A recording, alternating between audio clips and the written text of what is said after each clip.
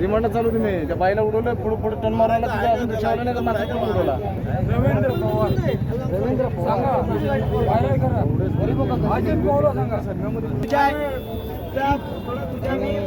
नवी मुंबईतील घणसोली सिम्प्लेक्स परिसरात एक धक्कादायक घटना घडली आहे।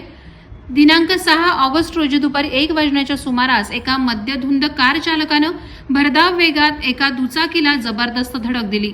यावेळी ही दुचाकी एक महिला चालवत होती, तिच्यासोबत एक तरुणही होता। धडक दिल्यानंतर दोघेही रस्त्यावर कोसळले। हा संपूर्ण घटनाक्रम या मद्यधुंद कार चालकाच्या मागेच असलेल्या एका कारच्या डॅशकॅम मध्ये कैद झालाय।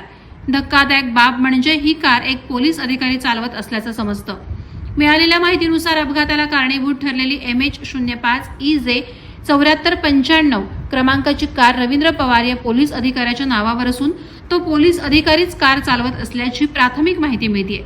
मद्यधुंद अवस्थेत असल्यामुळे ते वाहन अतिशय निष्काळजीपणे चालवले जात होते आणि अचानक चालकाचं नियंत्रण सुटलं आणि कारने दुचाकीला जोरदार धडक दिली।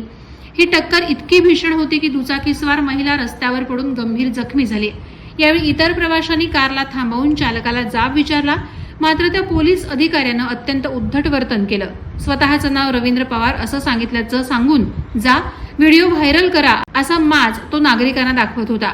त्याच्या वाहनाची तपासणी केली असता त्यात पोलीस पाटीसह दारूची बाटली देखील आढळली।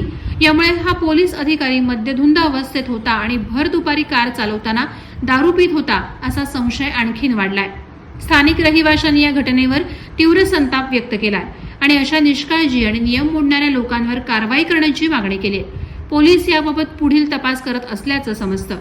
वादळवारा लाईव्हसाठी न्यूज ब्युरो, नवी मुंबई। नवी मुंबई व रायगड जिल्ह्यातील ताज्या बातम्या आणि घडामोडींसाठी सबस्क्राईब करा वादळवारा लाईव्ह चॅनल आणि दाबा बेल आयकॉन।